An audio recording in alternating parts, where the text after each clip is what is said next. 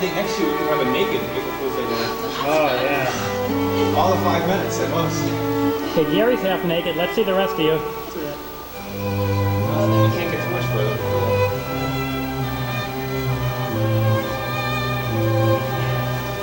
I'd say. Oh, that's just on. Can you stand? For a few minutes. Oh, video on? Yes. Oh. Say hi. Hi. Hello, Boston, Colorado. Oh, Don't you wish you were here? orange movies. What is Yes. Shall we, Steve. toast? Oh, yes. Toast?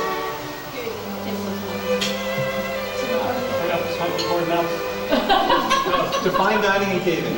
A splendid combination. These mushrooms are exquisite. Yes. Mm. Thank you.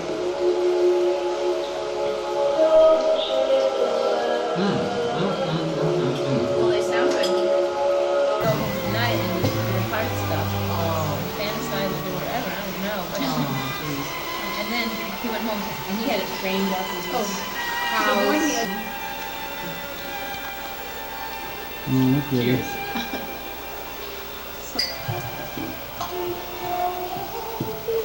Nice course, pie and coffee. Where's the boy? Did you get a picture of the pie yet? No, I haven't. I will cut it then. Oh, watch my road.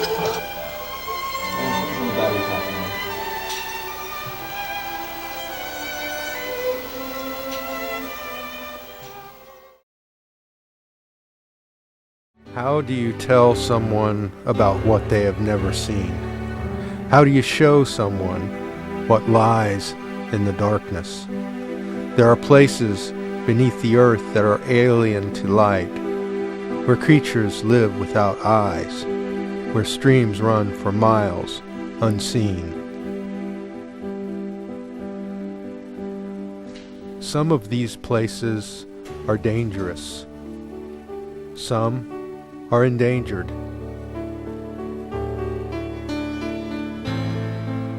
How do you show someone such secret and mysterious places? You take light into the darkness and cameras into the dim spaces to capture a vision of what is there.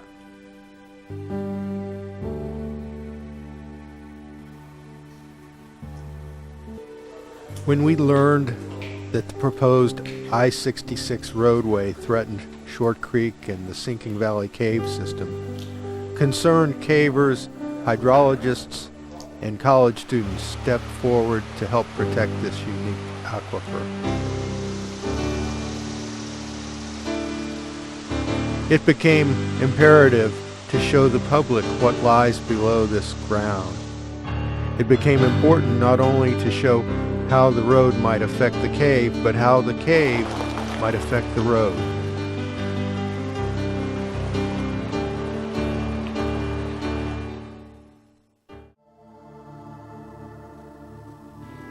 A critical discovery of the survey is the shallowness of the cave. The maximum depth is only 35 feet below the entrance. It is over this complex and dangerous underground stream that the preferred route for I-66 is planned. Near the proposed road, the cave comes within 15 feet of the surface, barely enough thickness to support the ceiling of that widely meandering passage.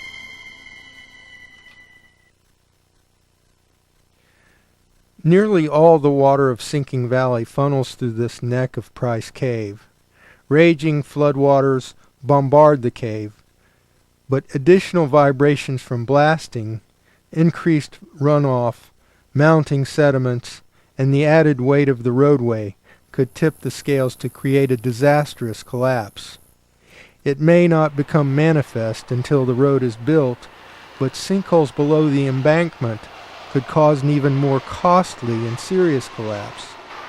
The present roadway of Highway 80 passes over this cave, but further collapse like the one at Quarry Sink could reactivate buried sinkholes or cause further flooding and collapse below the roadway.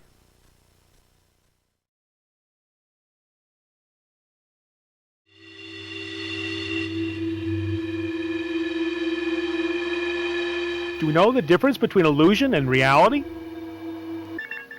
I mean, the line that divides them is a fuzzy one.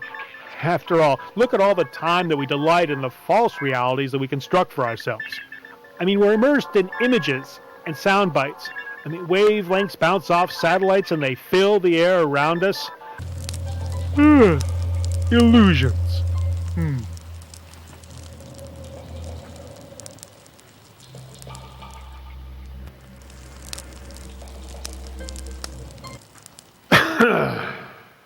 Scary, isn't it? What a nightmare! We are all prisoners of our own ignorance.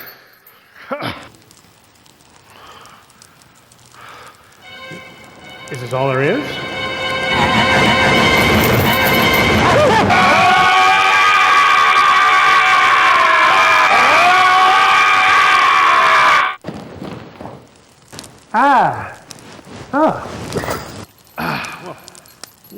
Once we start seeking the truth, we find that the cave of our daily lives is, well, at best, an incomplete part of the whole. At worst, it's an illusion that keeps us from knowing the truth, from knowing the rest of the story.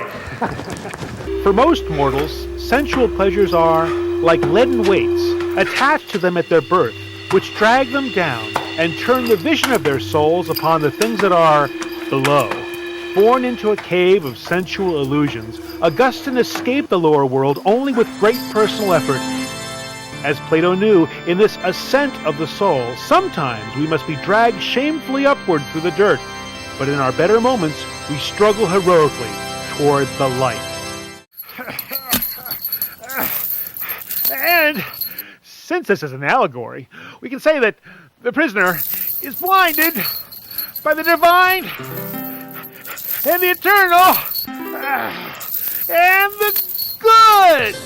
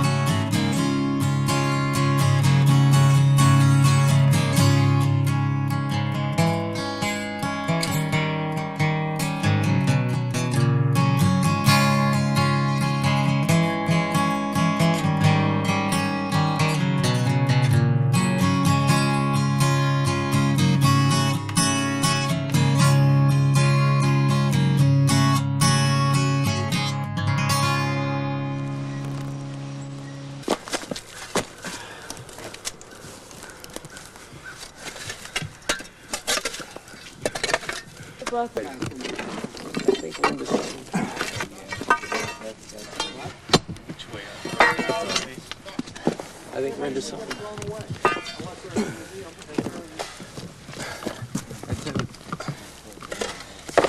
All right. I think we got it. Gonna swallow it. There's the bars. There it goes. Hey! There's a bar. There's the bars. How about that? There they are. There it is. How about that? Oh, hey, the first thing put around this. We got it open. I'm sitting here and I'm ready to go in. Right, Rich? Let's do it. Let's know if you need more rope, though. All right.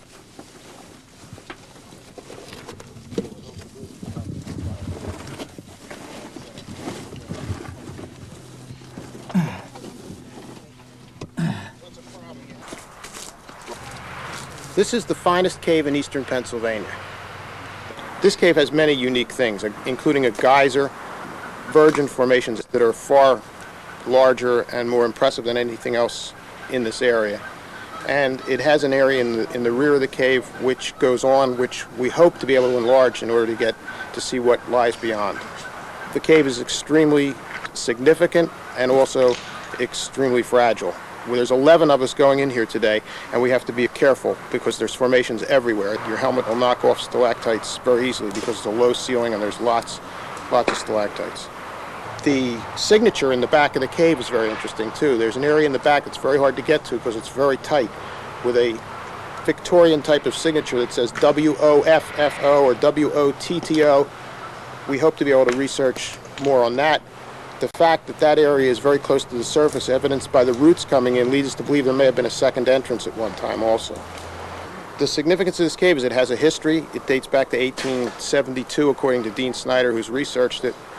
A lot of work was done in here by Charles Moore and Kenneth Deerolf as far as scientific investigations. They were collecting insects, and I imagine they were doing bat investigations, although there's no record that they ever found any bats.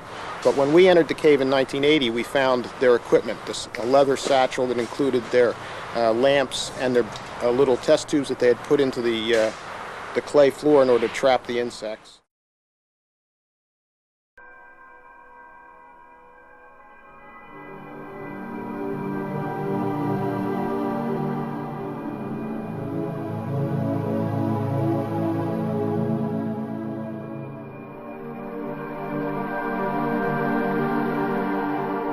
Dark.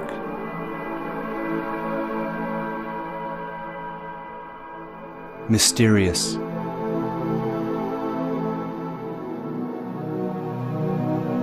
Beautiful. Words that are often used to describe the underground world of caves. Those who visit caves are often rewarded with spectacular scenery, with scientific clues about the history of the planet, and with perhaps the biggest reward of all, the rare chance of discovery, of being the first person to explore an unknown part of this world.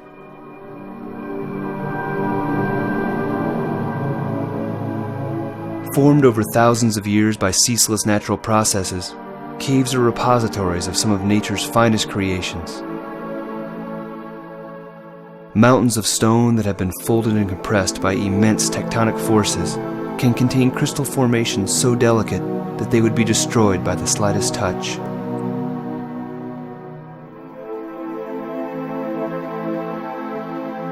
Animals that found too much competition above ground have retreated into the darkness of caves, where, after countless generations, they have adapted to their new home. And humans, in their never-ending thirst for discovery, have equipped themselves to explore this dark hidden world, with the constant drive to see what lies around the next corner. Lilburn has a wonderful collection of streams. There are 5 major streams in the cave, all of which lead to the cave having really beautiful polished marble, just wonderful sort of blue-gray and white banding of rock everywhere you look, the walls, the ceiling, the floor. And everywhere you go, you can hear the sound of some little stream nearby, of water flowing or at least dripping and falling. Very wet cave. But yes, that's the thing that makes it so complex. And when you have the streams coming in from different places, then the water's mixing and you get even more density of passages. It's very long, and that's what makes it intriguing too, because anytime you have a fairly long cave, you always have more potential for places to look for more leads and more cave to be found. Although Lilburn Cave is already the longest cave in western North America, with over 20 miles of map passage, there are potentially miles of caves still to be found.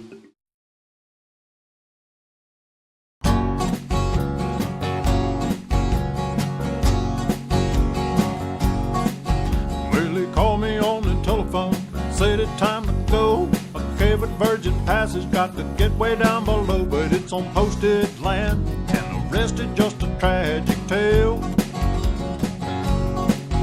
Now 5 short hours of caving and cost me 20 long days in jail.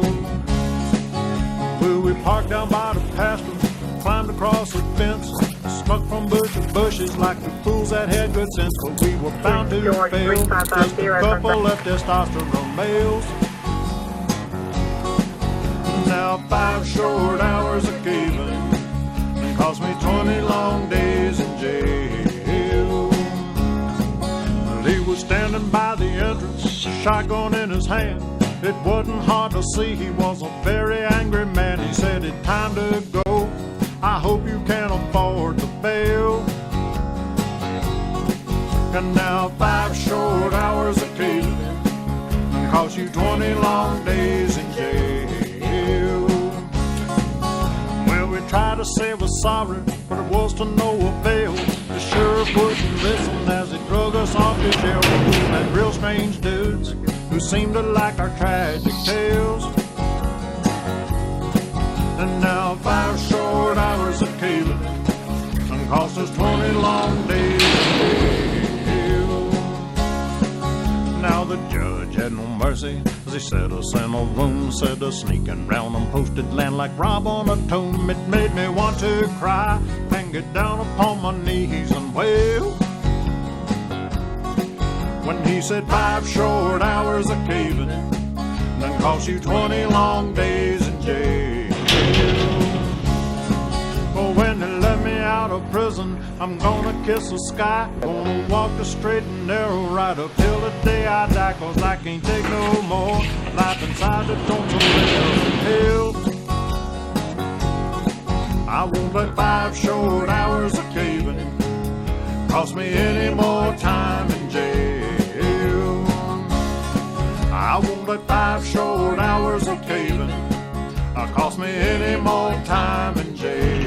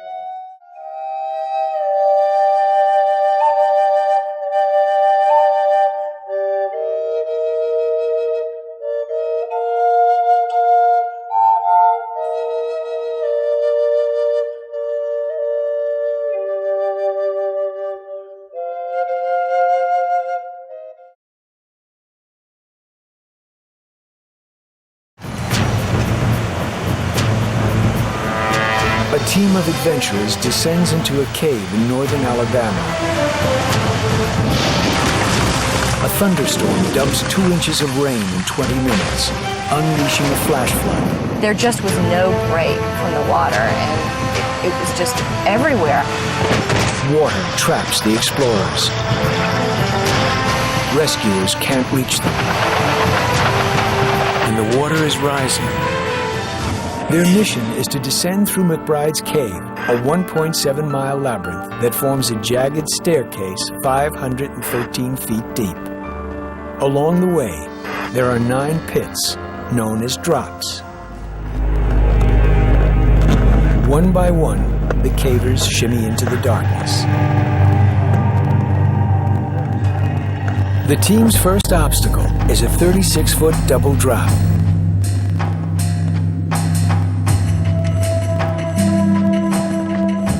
Once everybody was down that drop, we pulled the rope down behind us.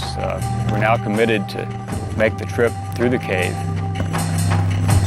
With its multiple descents and downhill exit, McBride's is what cavers call a pull-down trip.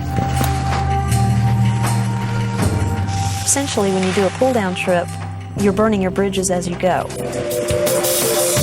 90 minutes into the descent, the cavers come upon a 6-foot ledge. I didn't think it was really that big a deal. So I jumped out.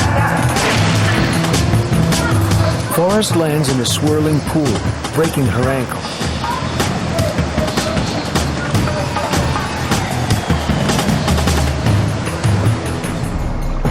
Forrest decides to press on, but her injury slows the entire team. It's no longer a 3-hour tour.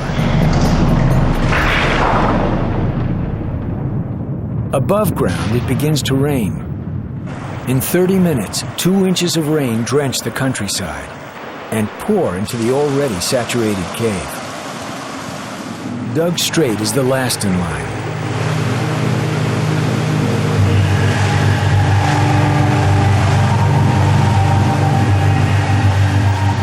Doug catches his rope in the same spot where Gary's did. He's trapped in the full force of the waterfall. Every second, the water slams him with hundreds of pounds of force. He's getting weaker. He wedges his foot in a rock crease to try to twist himself free.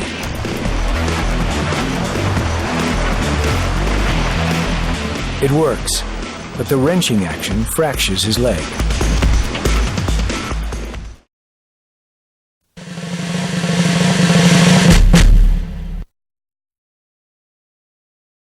Some of these places are dangerous. Some are endangered.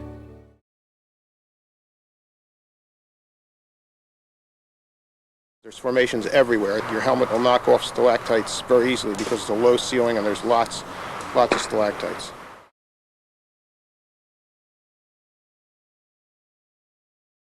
Just wonderful sort of blue-gray and white banding of rock everywhere you look. The walls, the ceiling, the floor.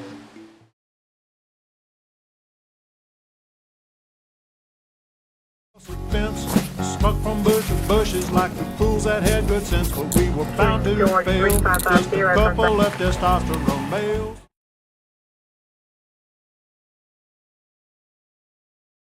A team of adventurers descends into a cave in northern Alabama.